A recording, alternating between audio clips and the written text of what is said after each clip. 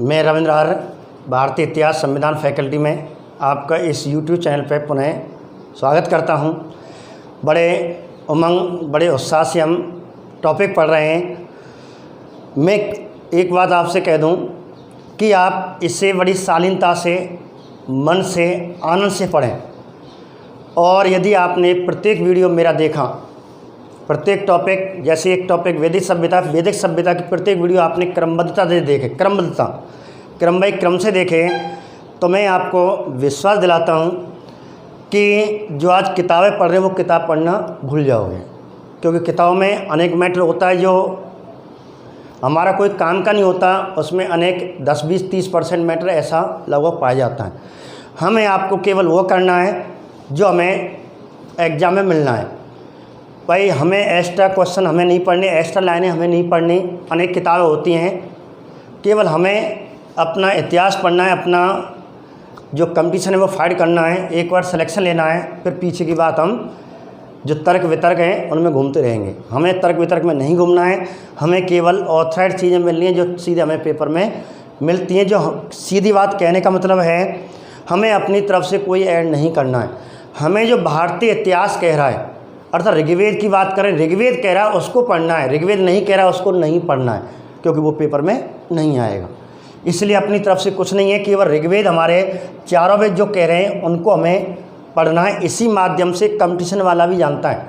और आप जानते हैं कंपटीशन वाला जो एग्जामिनर होता है, जो क्वेश्चन बनाता है, वो कोई गाइडों को नहीं पढ़ता, वो एक किताबें पढ़ता है जो ऑथराइड किताब होती हैं, जिन्हें हमारे पास बहुत कम मिलती हैं। क्योंकि यदि हम कोई गाइड पढ़ते हैं तो 10 किताबें गाइड की होंगी, वो हमारी कुल किताबें 10 होंगी, तो वहाँ में मात्र 1 या 2 आपकी बुक होंगी, बाकी सब गाइड होंगी। एग्जामिनर गाइडों को नहीं पढ़ता, एग्जामिनर बुकों को पढ़ता है, ऑथराइड बुकों को, जो भारतीय सरकार के द्वारा मान्यता प्राप्त होती हैं, NCERT बुकें जिन्हें कहते हैं, या हिंदी साहित्य समिति की बुकें होती हैं, मानव संसाधन विकास मंत्रालय की बुकें होती हैं, उनके माध्यम से हमें इस टॉपिक को पढ़ना है। तो बात करें आगे, क्योंकि मैं कुछ ऐसी चीज़ें बताऊंगा जो प्राइवेट में लिखी हुई है, लेकिन कंपटीशन में वो प्राइवेट वाली किताब क्वेश्चन कभी नहीं आया। जो ऑथराइड होता है वही आंसर आता है। ऐसे क्वेश्चन आपको बिल्कुल सरल क्वेश्चन होते हैं, वो आपको नहीं मिलते। बच्चे विवाद करते हैं, गुरु इसका आंसर ये है, गाइड में हमने पढ़ा। गाइड तो मतलब नहीं मतना है, हमें एग्जाम में क्या मिलना है, कौन सा शब्द मिलना है, उससे मतलब है। ठीक है, तो हमारा वैदिक सभ्यता चल रहा था, और वैदिक सभ्यता में टॉपिक चल रहा था चारों वेदों का परिचय। तो कल हमने पिछले वीडियो में ऋग्वेदिक काल का परिचय, हमने सामान्य परिचय बता रखा था। इस प्रकार टॉपिक है वैदिक सभ्यता। वैदिक सभ्यता में हम बात कर रहे हैं चारों वेदों का परिचय। ठीक है, और इसका एक पार्ट हमने करा चुका है। इस प्रकार ये भाग हो गया किसका, वैदिक सभ्यता के चारों वेदों का परिचय का। भाग 2 बात कर रहे हैं। भाग 1 में हमने ऋग्वेद पढ़ा दिया। अब भाग 2 में उत्तर वैदिक काल के अन्य जो 3 वेद हैं, यजुर्वेद, सामवेद, अथर्ववेद, उन्हें हम पढ़ेंगे। जिस प्रकार हमने ऋग्वेद को 8 टॉपिकों में, 8 टिप्पणियों में, 8 अपने बिंदुओं में पढ़ा था, इसी प्रकार अन्य 3 वेदों को हम थोड़ा शीघ्र पढ़ेंगे, क्योंकि कल मैंने आपको एक एक इसकी व्याख्या बता दी थी। जैसे ऋग्वेद के बाद अब हम दूसरा वेद पढ़ रहे हैं, यजुर्वेद। ठीक है, अब हमें यजुर्वेद में आप जानते हैं कि प्रत्येक वैदिक सभ्यता का जो शब्द है वो संस्कृत भाषा का शब्द है, और ये संस्कृत भाषा के यजु शब्द से बना है, और इसका अर्थ होता है यज्ञ करना, अर्थात हवन करना। इतना हम जानते हैं। अब वे टॉपिक कौन से थे? जैसे पहला टॉपिक था विषय। जैसे हमने पढ़ा था ऋग्वेद का कौन सा विषय है, तो ऋग्वेद का हमने ज्ञान पढ़ा था, ईश्वर की वंदना पढ़ी थी, ईश वंदना पढ़ी थी, भक्ति भाव की प्रधानता पढ़ी थी। ऐसे यजुर्वेद में इसका विषय क्या है, इसका सब्जेक्ट क्या है, तो आपको पेपर में 4 शब्द देगा और आंसर आपको करना है कर्म। अर्थात हमें कर्म कब, किस समय किस स्थिति में किस विधि से करने हैं, क्योंकि हम जानते हैं कि ऋग्वेद में 16 संस्कारों का उल्लेख है और भारतीय संस्कृति में कहा गया कि मनुष्य 16 संस्कारों से अपना जीवन व्यतीत करता था 4 आश्रम में रहते हुए। 4 आश्रम ही पढ़ेंगे और 16 संस्कार होते थे, प्रत्येक व्यक्ति के आज भी होते हैं। और कहा जाता है कि गर्भाधान, गर्भ में आने से लेकर के मृत्यु, दाह संस्कार तक, मृत्यु तक, अंत्येष्टि संस्कार तक 16 संस्कार होते हैं। तो वे संस्कार और प्रत्येक मानव जीवन में अपने प्रत्येक संस्कार, जो परिष्कृत जीवन होता है, संस्कार का होता है परिष्कृत, व्यवहार में परिष्कृत सुधार करना। तो इस प्रकार प्रत्येक कर्म को करने से पहले यज्ञ किया जाता था। तो एक प्रश्न आता है, वैदिक काल का मुख्य कर्म क्या था? मुख्य कर्म क्या था? केवल ये क्वेश्चन आए, वैदिक काल का मुख्य कर्म क्या था? जब मुख्य कर्म पूछे आपको यज्ञ करना होता है और वैदिक काल का मुख्य कर्म हो गया। इसी प्रकार क्वेश्चन पूछेगा ऋग्वेदिक काल का या वैदिक पूर्ण रूप से पूछे तो मुख्य व्यवसाय क्या था? तो मुख्य व्यवसाय पशुपालन था, जो ऋग्वेदिक काल में सर्वाधिक रहा। तो ऋग्वेदिक काल में मुख्य व्यवसाय पशुपालन था, जबकि उत्तर वैदिक काल में मुख्य व्यवसाय कृषि करना था। क्यों हमने 3 टॉपिक, जैसे हम 3 क्वेश्चन की बात करें कि सिंधु सभ्यता के लोगों का मुख्य व्यवसाय क्या था? व्यापार करना। ऋग्वेदिक काल के लोगों का मुख्य व्यवसाय क्या था? पशुपालन करना। उत्तर वैदिक काल के लोगों का मुख्य व्यवसाय क्या था? कृषि करना। ये 3 बहुत अच्छे प्रश्न हैं, ये आपको ध्यान रखने हैं। लेकिन मुख्य कर्म पूछे, पूरे ऋग्वेदिक काल हो या उत्तर वैदिक काल हो, मुख्य कर्म क्या था? यज्ञ करना था और यज्ञ किए जाते थे। प्राचीन धार्मिक ग्रंथ, हम प्राचीन धारावाहिक या प्राचीन धर्म ग्रंथ हम पढ़ते हैं तो कोई भी कर्म करने से पहले यज्ञ करना होता था। 16 संस्कारों में भी सबसे पहले यज्ञ ही होता था। ठीक है, तो इस प्रकार यजुर्वेद में जो यजुर्वेद का जो विषय दे रखा है वो कर्म करना होता है कि कौन सा कर्म, कर्मकांड, कर्मकांडों का उल्लेख है, कर्मकांड वेद भी कहते हैं। इस प्रकार इसका मुख्य जो विषय है वो कर्म है। इस प्रकार आगे अब यजुर्वेद में किसका उल्लेख है? प्रश्न आपको ये बनेगा, आंसर ये होगा। ऑप्शन में चारों वेद होंगे। क्वेश्चन पूछेगा कर्म कांडों का उल्लेख। अब यदि हम वैसे मात करें, सामान्य सी स्थिति देखें कि कर्म कांड का मतलब बुरे कर्म नहीं। कर्म कांड का मतलब है प्रतिदिन किए जाने वाले कर्म। कोई कर्म करें, प्रतिदिन किए जाने वाले कर्म, धर्म हो अधर्मी कर्म हो तो उनको कहते हैं कर्मकांड। अब आपको ध्यान रखना, यदि कर्मकांडों का उल्लेख पूछे और चारों वेद ऑप्शन में दे रखे हैं तो आपको यजुर्वेद करना है। यदि लौकिक कर्मकांडों का उल्लेख पूछे, लौकिक का मतलब है इस आसपास जितना हम देख रहे हैं उन कर्मों को, तो लौकिक कर्मकांडों का उल्लेख पूछे तो आपको आंसर अथर्ववेद करना है। लौकिक शब्द जोड़ दिया, लौकिक कर्मकांड तो अथर्ववेद, केवल कर्मकांड पूछे आंसर आएगा यजुर्वेद। ठीक है, कि लौकिक कर्मकांड बताएंगे, जब हम अथर्ववेद बताएंगे कि उसमें क्या लौकिक कर्मकांड होते हैं। ये कर्मकांड विशेष करके व्यक्ति के जीवन से संबंधित सब और संस्कार से संबंधित बड़े अच्छे कर्म होते हैं, उनका उल्लेख इसमें दे रखा है, कर्मकांडों का उल्लेख। दूसरी बात, कर्मकांडों का उल्लेख है। अब इसी यज्ञ अर्थात यज्ञ बोलते हम यज्ञ, लेकिन यज्ञ ना होकर के यज्ञ होता है। यज्ञ की विधि विधानों का उल्लेख, अर्थात यज्ञ कब, कैसे, कौन सी स्थिति में करने चाहिए, उनके विधि विधान, उनके कानून, उनके संविधान, उनका नियम कहाँ लिखा हुआ है? यजुर्वेद में। यज्ञ की विधि विधानों का उल्लेख यजुर्वेद में या कर्म कांडों का उल्लेख यजुर्वेद में। ठीक है, ये तो आपके प्रश्न बनेंगे, ये आंसर बनेगा। अब आगा जो अगला वाला बिंदु है, जैसे हम ऋग्वेद के 8 बिंदु पढ़े थे, उन्हीं बिंदुओं को क्रम बाई क्रम लेके चल रहे हैं। अब बात करते हैं पुरोहित। अब पुरोहित का अर्थ मैंने कल बताया था। पुरोहित का मतलब क्या होता है? मंत्रों का उच्चारण करने वाला। कोई व्यक्ति जब वेद के किसी भी वेद के मंत्रों का उच्चारण करता है उसे पुरोहित कहा जाता है। इस प्रकार यजुर्वेद के जब कोई पुरोहित, जब कोई ब्राह्मण या कोई विद्वान यजुर्वेद के मंत्रों को उच्चारण करता, मंत्रों को बोलता है और मंत्रों का उच्चारण करता है, उस समय यह पुरोहित क्या कहलाएगा?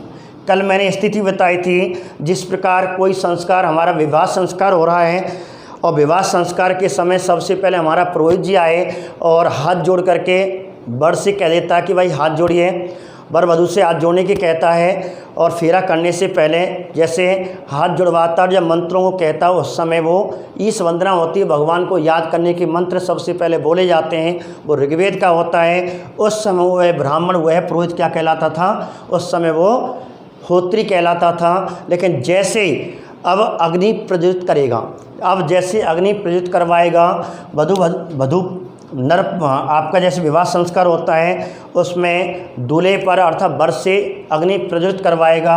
जब वो मंत्रों को गाएगा, यज्ञ के समय जब मंत्रों को गाएगा उस समय वह पुरोहित क्या कहलाएगा? तो आपको ध्यान रखना, वही पुरोहित जब इन मंत्रों को बोलेगा तो उसे अद्रव्यु, ठीक है, अर्ध्यु या अद्रव्यु कहा जाएगा, या फिर याज्ञिक,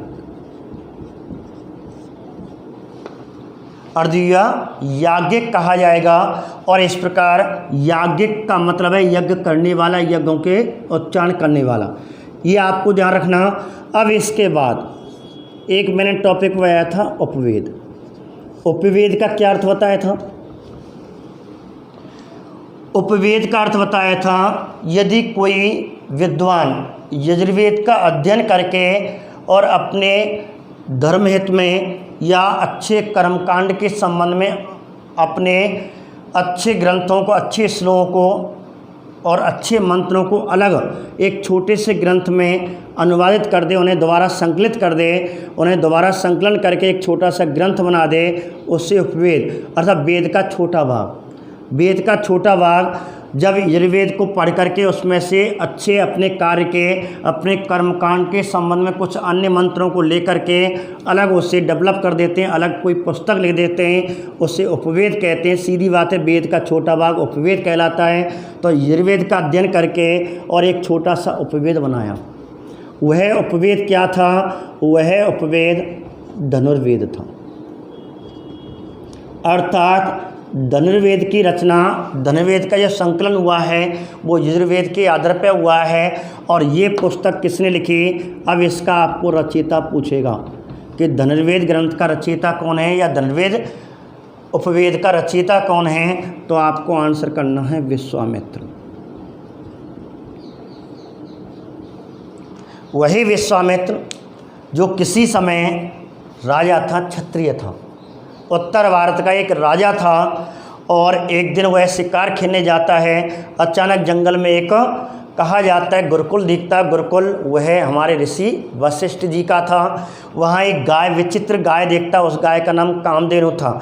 उस समय विश्वामित्र जी राजा थे और कामधेनु को लेकर के और कामधेनु को प्राप्त करने के लिए बड़े प्रसन्न हुए कि कामधेनु बड़ी अच्छी, कहते हैं देवताओं के द्वारा दी गई, ऋषि वशिष्ठ को कोई गाय माने जाते थे और उसकी आर्थिक स्थिति को पूरा करती थी, प्रत्येक दिनचर्या खान पान की अर्थव्यवस्था को संबंधित थी। और इस प्रकार विश्वामित्र उस गाय को प्राप्त करना चाहते थे और ऋषि वशिष्ठ ने मना कर दिया।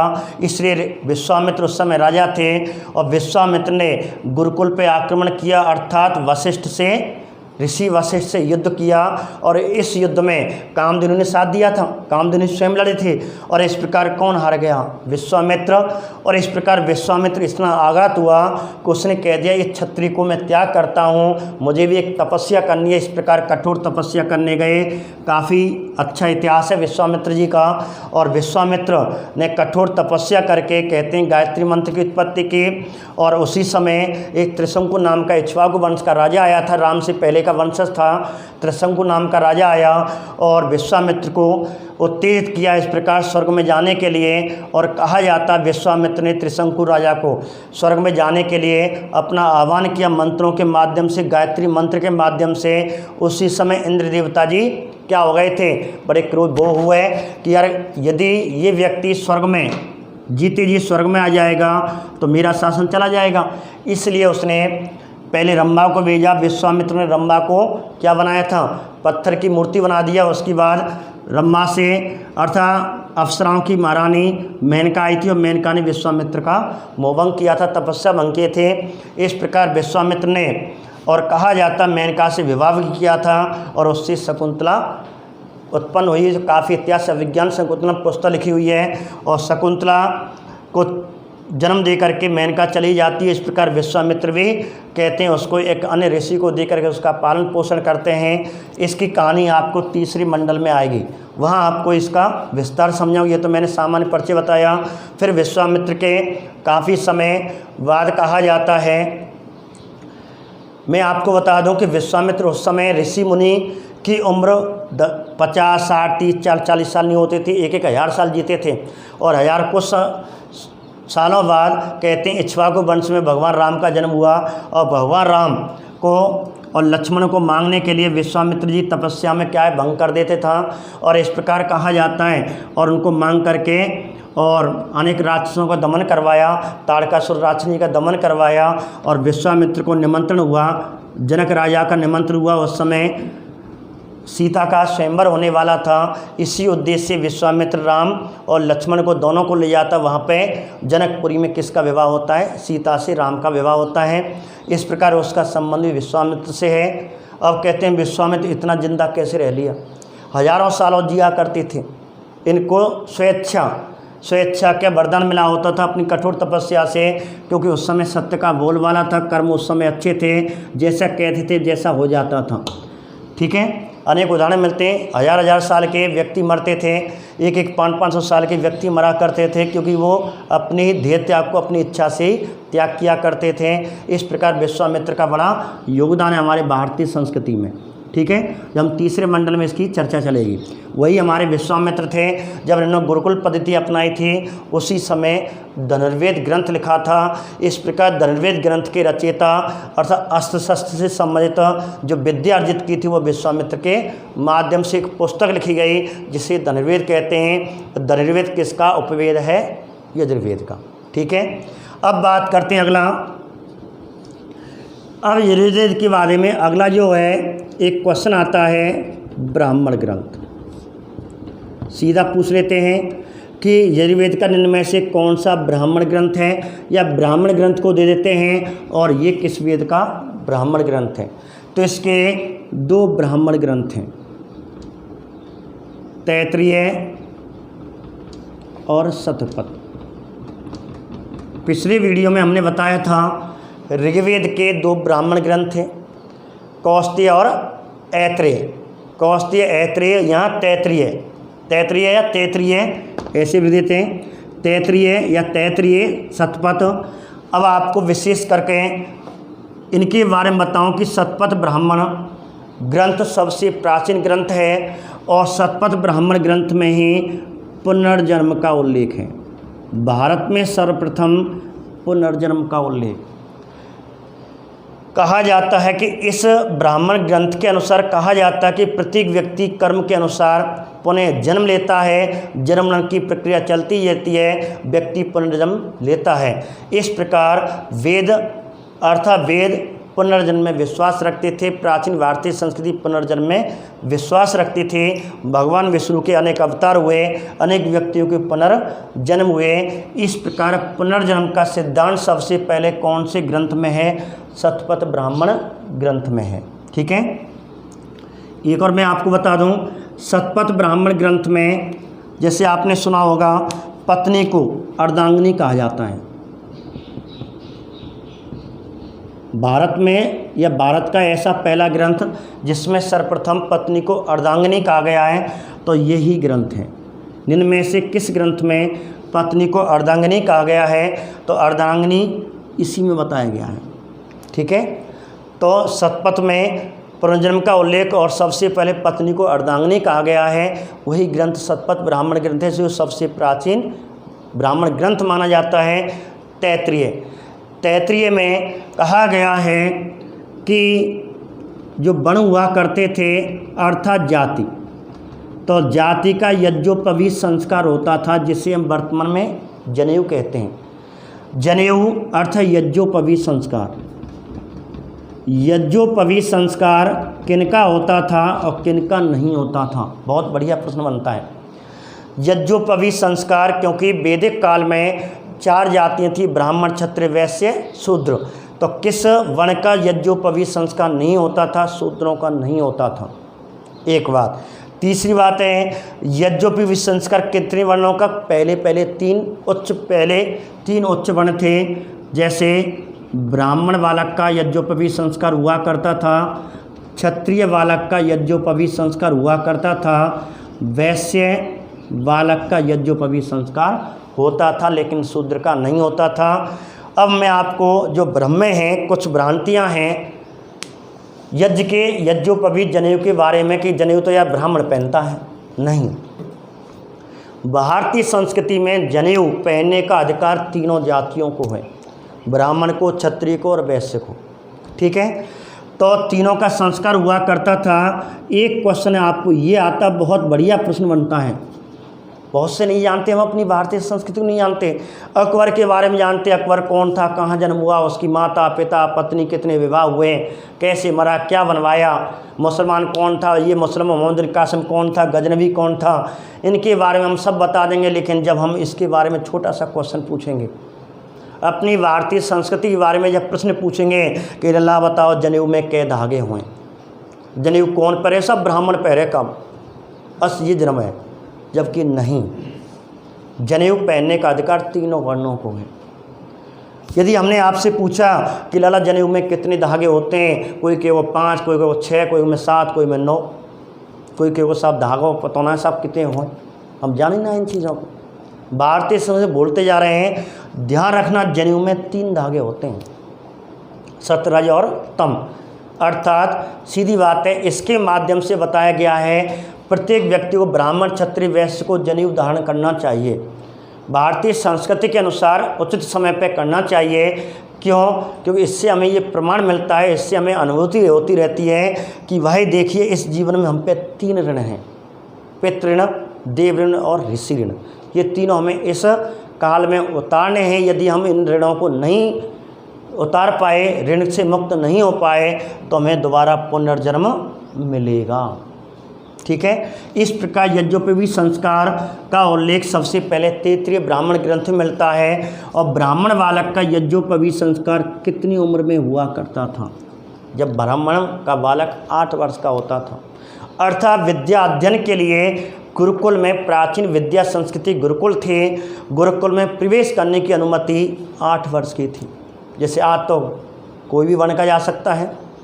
दूसरी बात, कितने 5 वर्ष या 6 वर्ष निःशुल्क शिक्षा के अधिकार के तहत 6 वर्ष, लेकिन सामान्य कानून के तहत अब वर्तमान में 5 वर्ष 1 वर्ष की छूट दे दी है। तो 5 वर्ष का विद्यार्थी स्कूल में प्रवेश होता था।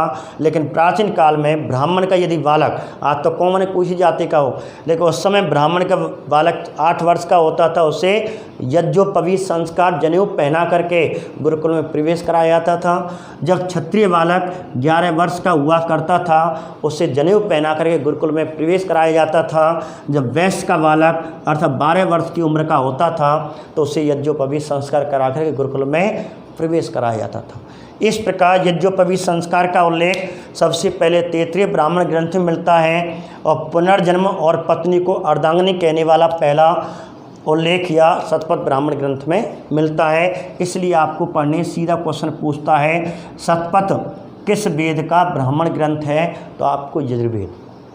कल मैंने इसकी व्याख्या बताई थी। ब्राह्मण ग्रंथ किसे कहते हैं? कि वेदों का सरलीकरण, वेदों का गद्य वेदों के विनियोग सिद्धांत, वेदों पर टिप्पणी, वेदों की व्याख्या, ठीक है, उन्हें कहते हैं ब्राह्मण ग्रंथ। अर्थात यजुर्वेद का अध्ययन करके उसे गद्य में लिख करके, सरली रूप में लिख करके जो ग्रंथ बनाए गए उन्हें ब्राह्मण ग्रंथ कहा जाता है। और यजुर्वेद के 2 ब्राह्मण ग्रंथ हैं, तैत्तिरीय और शतपथ। तैत्तिरीय ब्राह्मण ग्रंथ में पहले 3 वर्णों के लिए यज्ञोपवीत संस्कार का उल्लेख है। जो ब्राह्मण के बालक का यज्ञोपवीत संस्कार 8 वर्ष की उम्र में हुआ करता था, क्षत्रिय बालक का 11 वर्ष की उम्र में हुआ करता था, वैश्य बालक का 12 वर्ष की उम्र में हुआ करता था। ठीक है, आगे बात करें। हाँ चलो ये भी बता दें कि ब्राह्मण बालक का जनेऊ का प्रकार, कि जब गुरुकुल में ये तीनों वर्ण की शिक्षा ग्रहण करते थे, अब हमारे गुरुजी कैसे पहचानते थे ये ब्राह्मण का बालक है, क्योंकि मुझे इसको पुरोहित के बारे में, एक यज्ञ के विधि विधान के बारे में सर्वाधिक इसको एक्स्ट्रा ज्ञान देना है। गुरुजी को कैसे मालूम होता था ये क्षत्रिय है, इसे राजा है, ये प्रजा की सेवा करेगा, ये क्षत्रिय बनेगा, सैनिक वर्ग की श्रेणी में जाएगा, राजा की श्रेणी में जाएगा, तो मुझे अलग से एक्स्ट्रा क्लास लगानी है। जो मान लो अलग से क्लास चलती थी, जो मानो वो तो कॉमन चीज़ तो बताई जाती थी, लेकिन एक्स्ट्रा क्लास इस राजनीति के बारे में मुझे सिखाना है। तो कैसे मालूम पड़ता था ये क्षत्रिय बालक है। ऐसे ही वैश्य बालक को मुझे एक चतुराई दिखानी है, एक वो कहा जाता है कि उसे व्यापार करने का तरीका बताना है। और मुझे कैसे मालूम पड़े ये वैश्य बालक है, तो गुरुकुल में तो सब इकट्ठे होते थे, सबन की छुट्टियाँ होती, सब अपने धोती कुर्ते में या धोती में हुआ करते थे, जनेऊ धारण करते थे।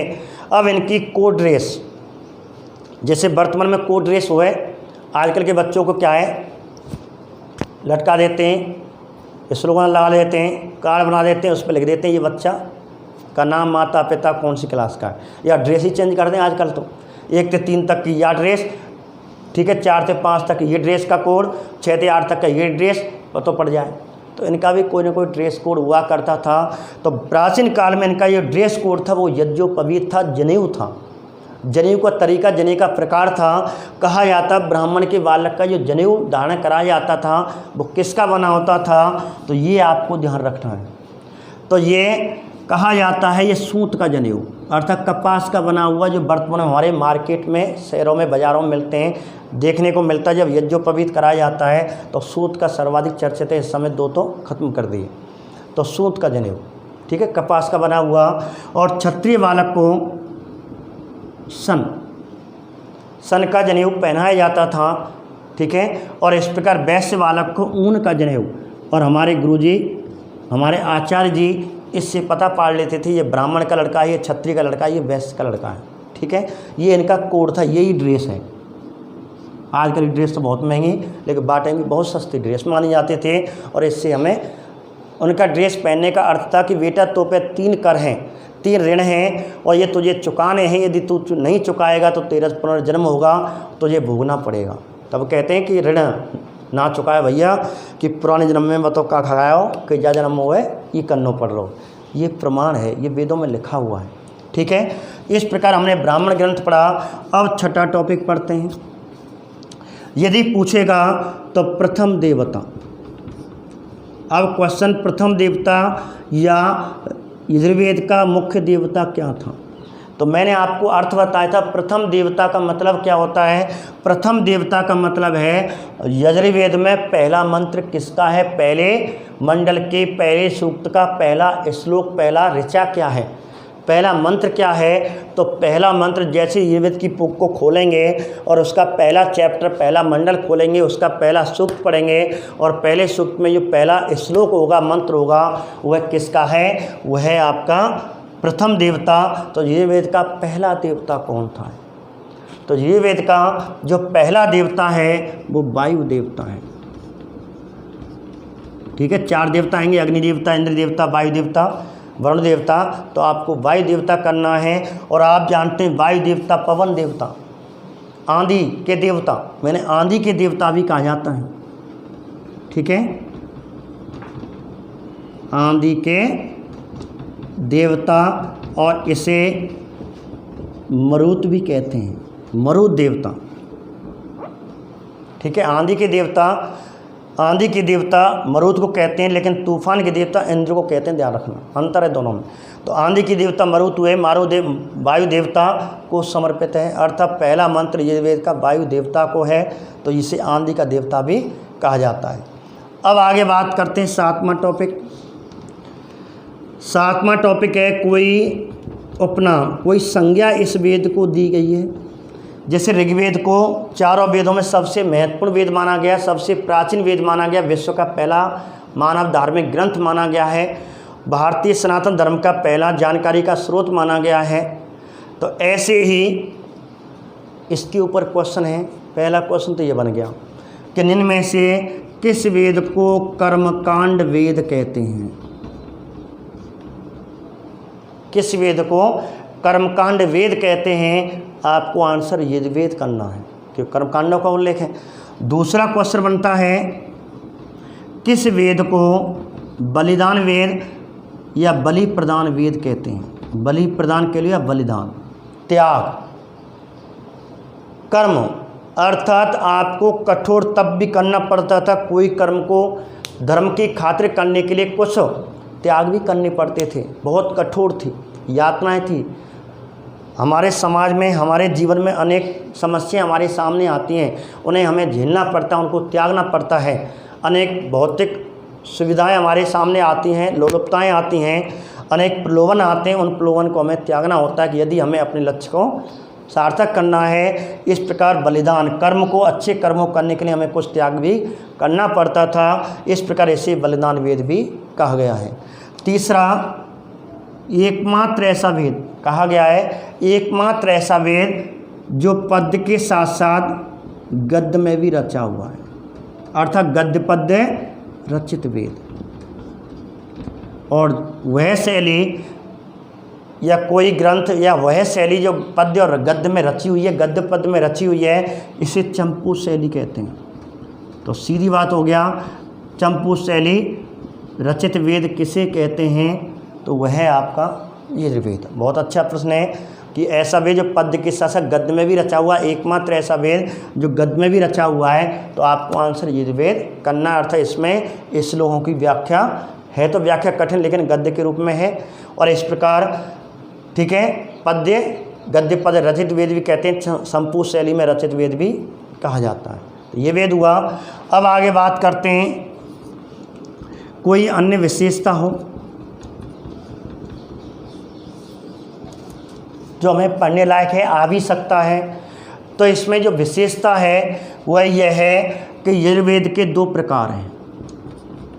इससे दो प्रकारों में, क्योंकि गद्य में भी और पद्य में भी, इसलिए इसके दो प्रकार कर दिए। तो दो प्रकारों में बांटा गया। एक तो है कृष्ण यजुर्वेद, अर्थात यह है गद्य रचित है, गद्य में भाग है, उसे कृष्ण यजुर्वेद कह दिया। और एक है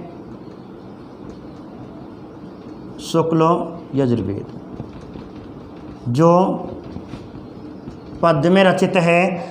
जो गद्य में उसे कहते हैं तैत्तिरीय कहते हैं, जो पद्य में शुक्ल है उसे शतपथ कहते हैं। साते बोलू जाता, साते शुक्ल, ठीक है। इस प्रकार ये हमारा यजुर्वेद हुआ, ठीक है। नहीं आप किसके नहीं,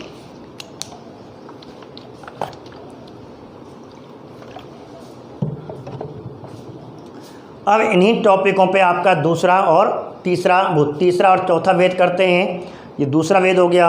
और तीसरा वेद कौन सा है?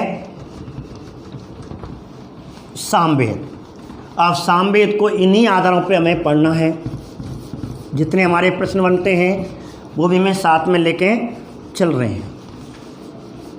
अब देखिए, तो जैसे मैंने आपको बताया था, इसका विषय क्या है, सब्जेक्ट क्या है, तो इसमें उपासना दे रखी है। क्या दे रखी है? उपासना।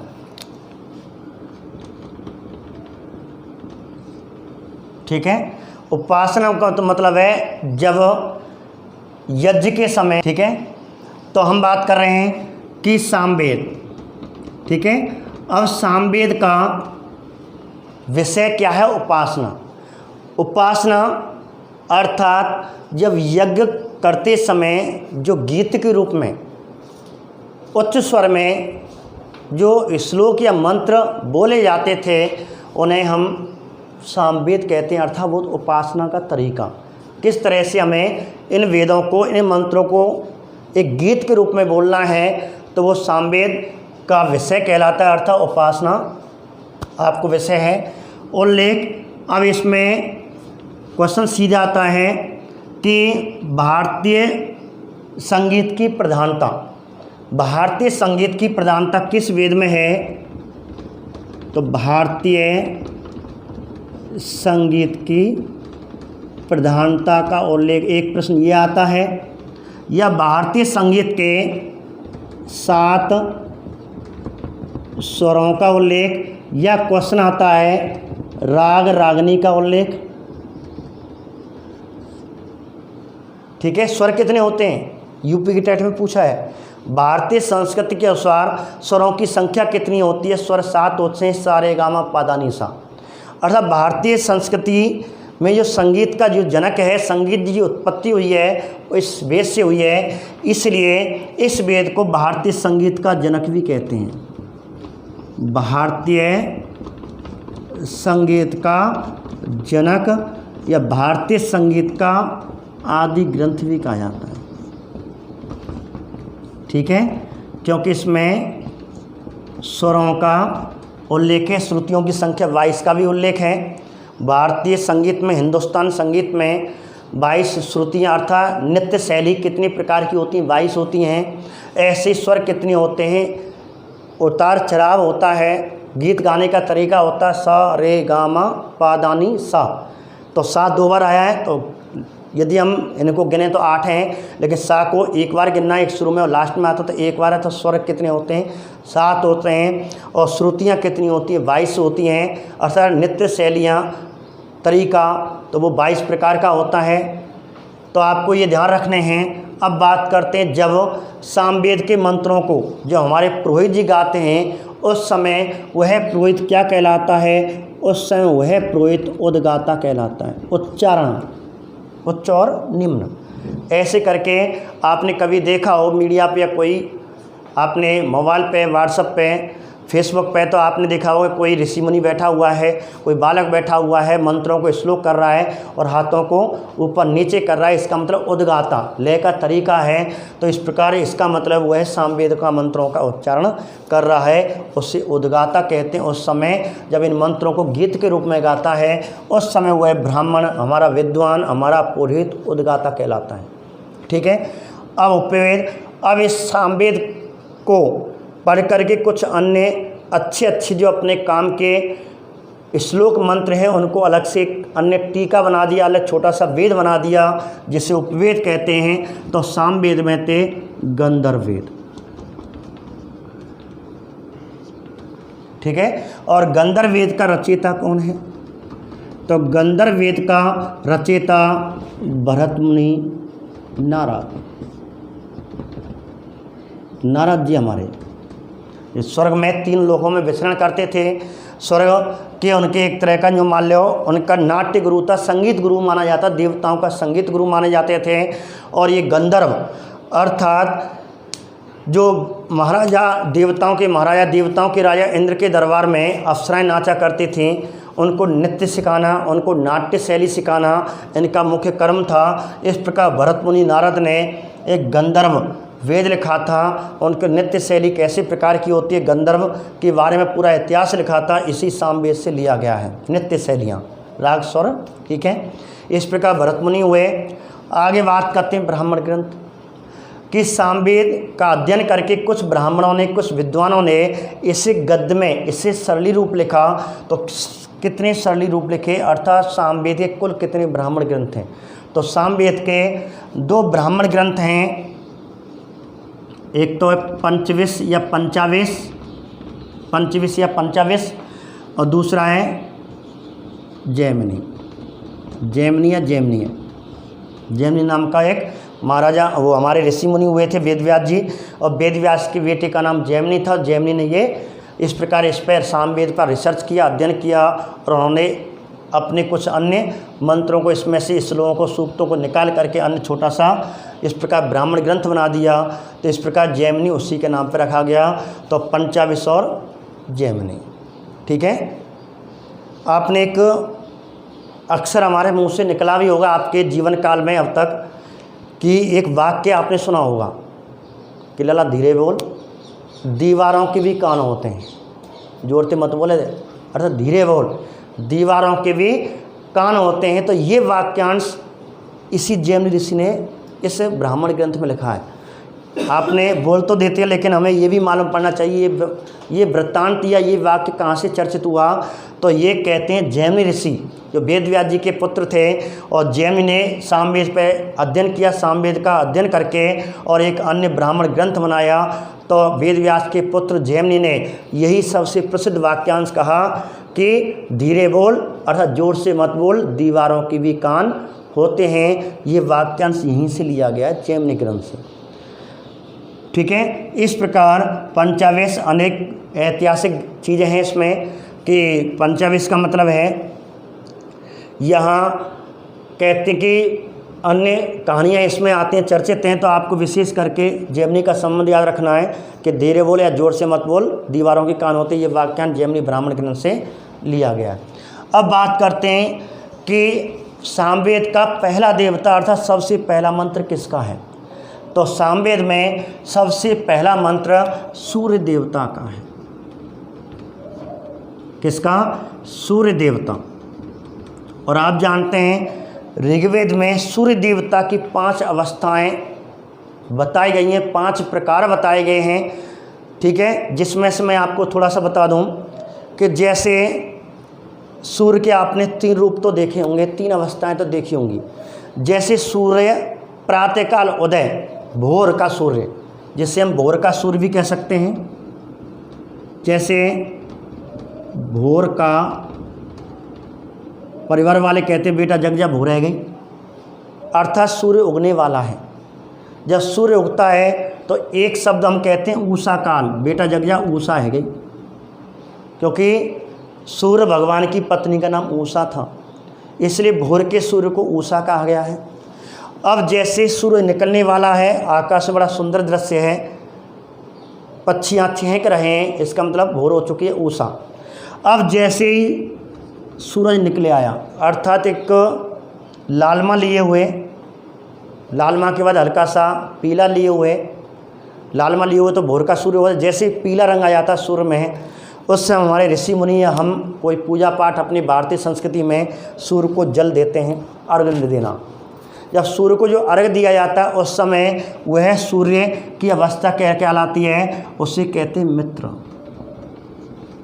ठीक है, सूर्य तो इसे कहते हैं उगता हुआ सूर्य, सीधा कह सकते हैं उगता हुआ सूर्य उस समय क्या कहलाता है, सूर्य मित्र कहलाता है। और आपने महाभारत देखी हो तो उसमें एक शांतनु के पुत्र हुए, हस्तिनापुर के राजा शांतनु का एक बेटा हुआ, इसकी रानी का नाम गंगा था, गंगा से विवाह किया। और इस प्रकार कहते हैं कि उनके पुत्र जिनका नाम भीष्म पितामह था, देवदत्त इनका वास्तव नाम था। और देवदत्त से भीष्म पितामह कैसे हुआ कि जब कहा जाता है कि दूसरे विवाह की इच्छा हुई, शांतनु को दूसरे विवाह की इच्छा होती है, उस समय जो रत्नावली थी और उससे विवाह करने की इच्छा होती है, तो वह अपनी प्रतिज्ञा लेता है और सूर्य को साक्षी लेकर के उसने कहा था कि मैं सूर्य को साक्षी लेकर के शपथ प्रतिज्ञा लेता हूं कि मैं आजीवन विवाह नहीं करूंगा। तो ये शपथ, तो इस प्रकार अटल शपथ लेता है, तो सूर्य की शपथ अटल शपथ ली जाती है। ठीक है, पानी अपने हाथ में जल लेकर के सूर्य के सामने शपथ लेते हैं, वह उस समय मित्र, सूर्य मित्र कहलाता है। सीधी बात है, उगता हुआ सूर्य क्या कहलाता है, मित्र कहलाता है।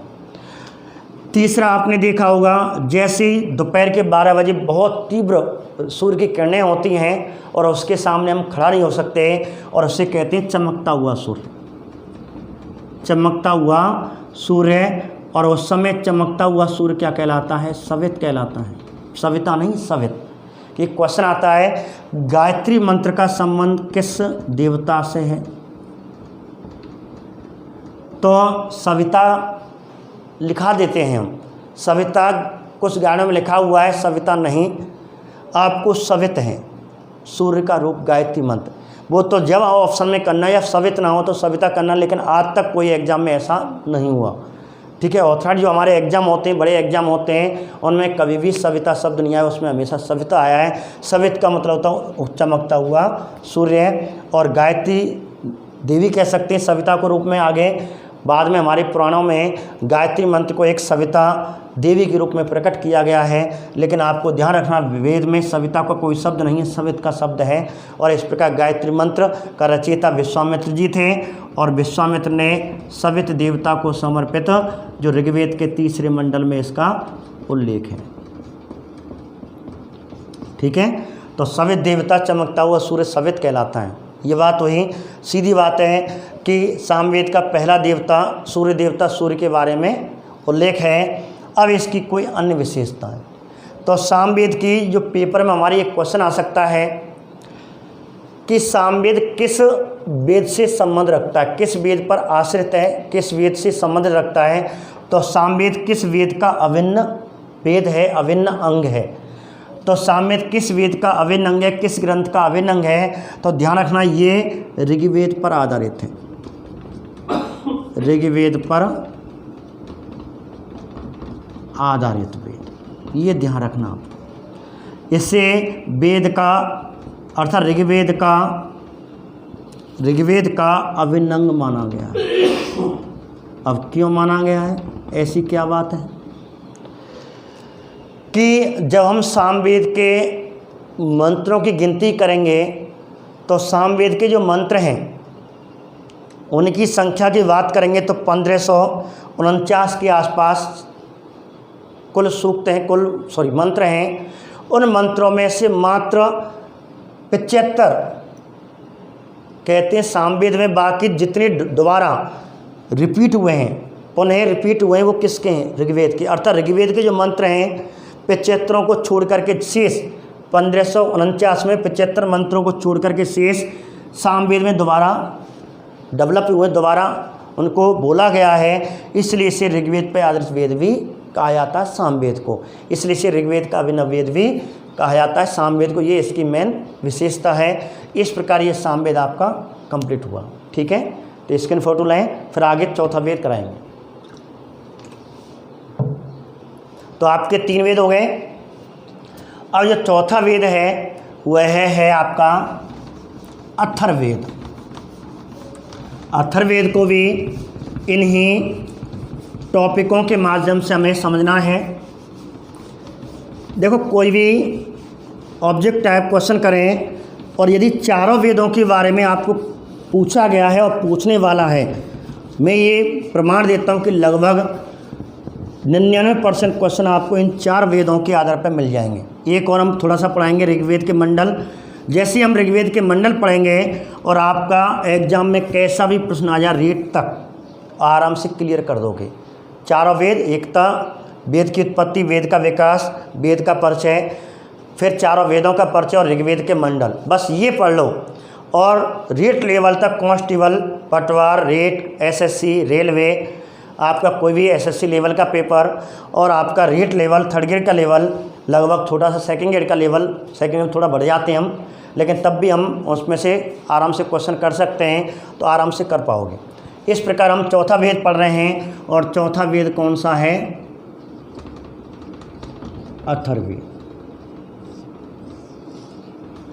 ठीक है, अथर्वा नाम, अथर्वा अंगिरस नाम का ऋषि था, और एकमात्र ऐसा वेद जो ऋषि के नाम पे रखा गया वो अथर्ववेद है। अथर्वा अंगिरस नाम के ऋषि हुए थे, उन्हीं के संबंध में सर्वाधिक कहते हैं कि उनके वेदों के मंत्र इसमें लिखे हुए हैं, इसलिए इसे अथर्ववेद कहा गया है। और अथर्ववेद का यदि हम अर्थ लिखें, अथर्व का अर्थ क्या होता है, अथर्व का अर्थ होता है, जब हम इसकी अथर्व की संस्कृत भाषा में अथर्व किसे कहते हैं, और ये होता है पवित्र जादू टोना। ठीक है, अथर्वा नाम का ऋषि, और इस प्रकार कहते हैं पवित्र जादू टोना, इसका अर्थ होता है।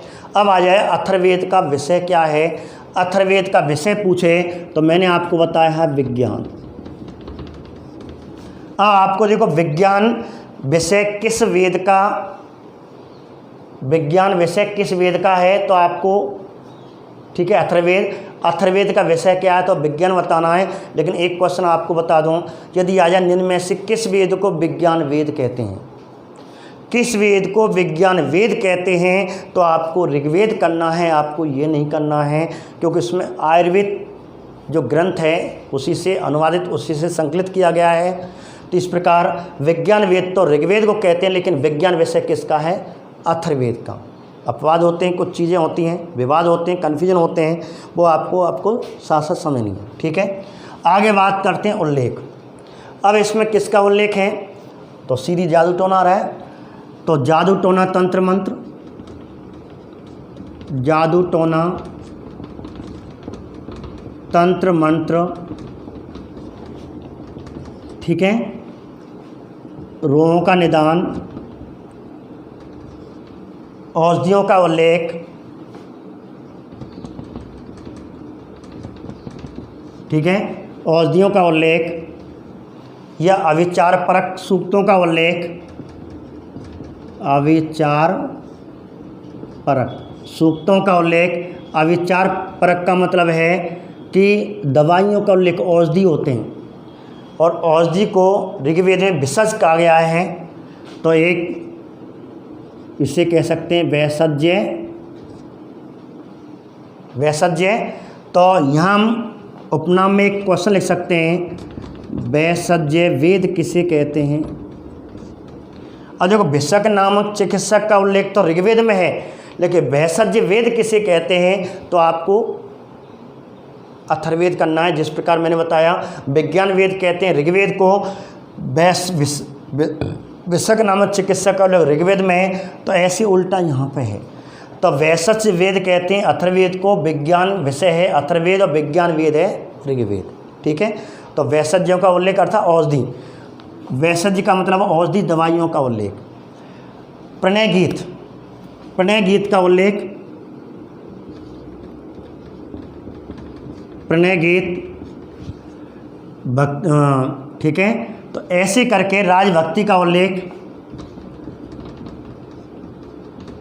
अब भक्ति भाव की प्रधानता तो है ऋग्वेद में, लेकिन राजभक्ति, अब राजभक्ति का मतलब है कि जैसे हम पढ़ते हैं कि किसी व्यक्ति को अपने अधीन करना, बस में करना, वैश्वीकरण, वो वशीकरण, वशीकरण मंत्र, तो इससे हम वशीकरण मंत्र भी कह सकते हैं।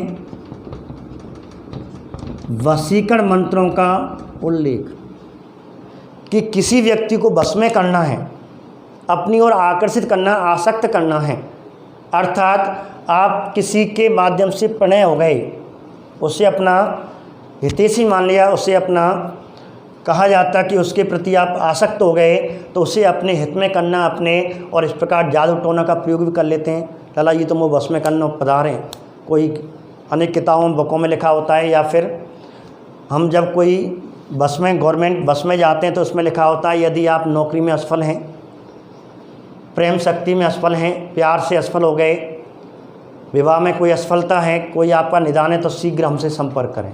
वशीकरण मंत्र, वही वशीकरण है, अनेक हैं। तो अथर्ववेद में अथर्वा ऋषि ने ऐसे मंत्रों की उत्पत्ति की जिससे क्या है, हम जादू टोना या कोई रोग हो जाता है उसका हम निदान कर सकते हैं, और उसको बस में करने के अनेक तरीके हैं। लेकिन मनुष्य ने उस समय, ऋषि ने इसको अहित में नहीं किया था, हित में किया था कि किसी को कैसे करना है। तो लेकिन आज का मनुष्य ने इसे उल्टा कर दिया, लाभ की अपेक्षा उसे हानि के लिए इसका प्रयोग कर रहा है। इसलिए इस वेद को ध्यान रखना लोकप्रिय वेद भी कहते हैं। सर्वाधिक इस वेद का उपयोग करते हैं, ऋग्वेद का नहीं कर रहे, ऋग्वेद में फायदा है, लेकिन व्यक्ति अहित चाहता है। इसका अहित कैसी थी, जादू टोना, कोई आपने सुना होगा कि घात या चाकी फिरवा दें, तो ऐसे अनेक होते हैं। पूजा पाठ करवा दिया सुबह सुबह प्रातःकाल कि हमारा पड़ोसी को छोरा नौकर कैसे है, वो पड़ोसी इतना पैसा वालों कैसे है, वो और तुरंत भगे भगे गए पंडित जी, ऐसे सब बात है। मैंने अच्छा ऐसी बात है, तेरा परिवार बढ़ रहा है, तेरा परिवार का भाई बढ़ रहा है, तेरा परिवार का काका बढ़ रहा है, ले बेटा जा और पूजा करिए। सुबह जगियो और सुबह जग के आए और बाकी गेट पे पूजा पाठ और नींबू फिबू रख के, ये जादू टोना, अहित सोच रहे हैं। जबकि इसका लाभ कोई नहीं लेता। तभी तो इसे अलौकिक जीवन, तभी तो इसे अथर्ववेद को वेद त्रयी में नहीं रखा कि गया, क्योंकि इसका संबंध अलौकिक जो आसपास आपको दिखाई दे रहा है बस उसका हित करना है, ठीक है। जबकि ऐसा नहीं था, उसका आज के मनुष्य ने इसका उल्टा कर दिया। अब जब इन मंत्रों को कहता, जादू टोना का मंत्रों को कहता, उस समय इसके पुरोहित को क्या कहा जाता है? इसका स्वयं पुरोहित ब्रह्मा जी थे।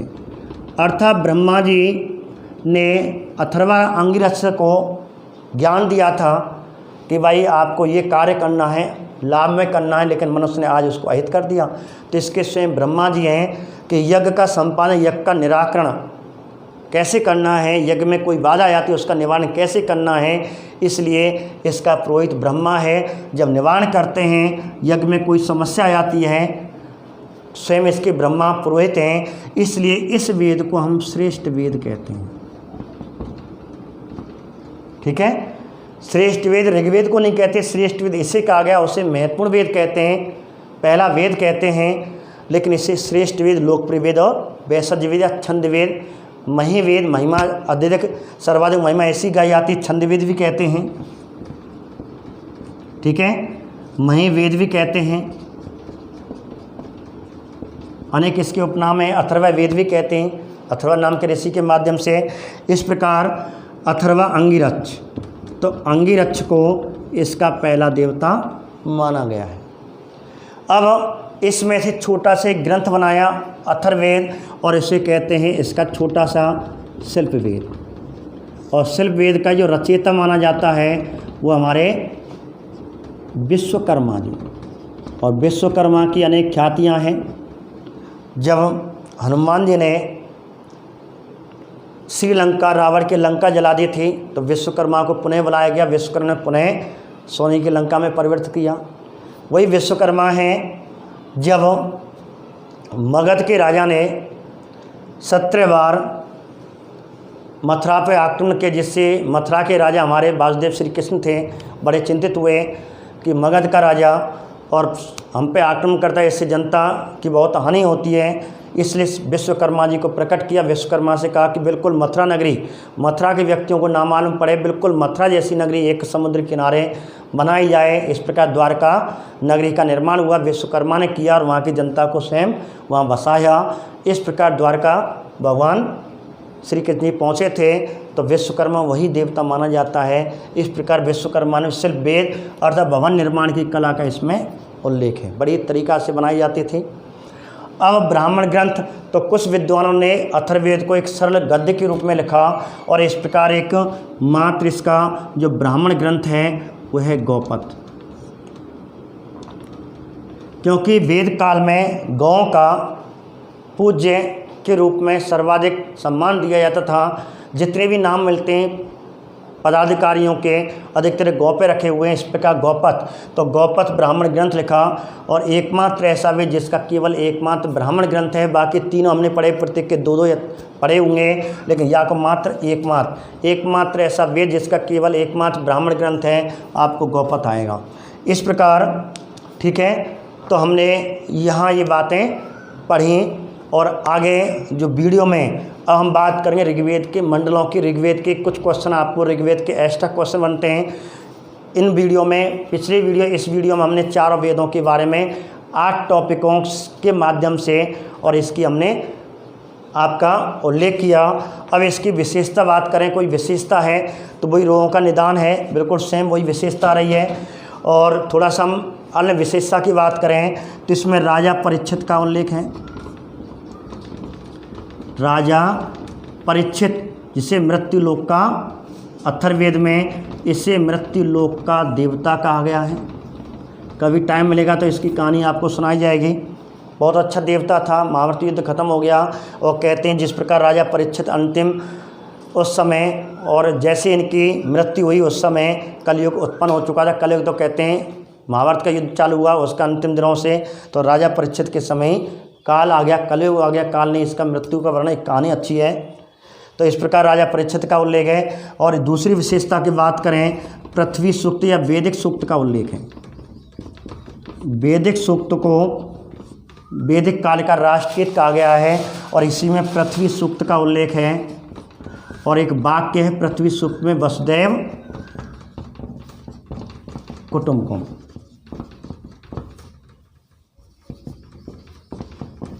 वसुदेव कुटुंबकम नामक वाक्यांश कहाँ से लिया गया है कि पृथ्वी प्रत्येक व्यक्ति, प्रत्येक वस्तु, प्रत्येक व्यक्ति हम सब एक हैं। और ये वसुदेव कुटुंबकम वाक्यांश भी अथर्ववेद से लिया गया। ये अन्य विशेषताएं पृथ्वी सूक्त कह सकते हैं, वैदिक सूक्त कह सकते हैं, जिसे वैदिक का ठीक है राष्ट्रगीत कहा गया, वैदिक काल का राष्ट्रगीत कहा गया है। तो वैदिक सूक्त, पृथ्वी सूक्त, वसुदेव कुटुंबकम का उल्लेख भी अथर्ववेद में है। ठीक है, इस प्रकार हमने ये तीनों वेद और पिछले वीडियो के माध्यम से ऋग्वेद का परिचय पढ़ा।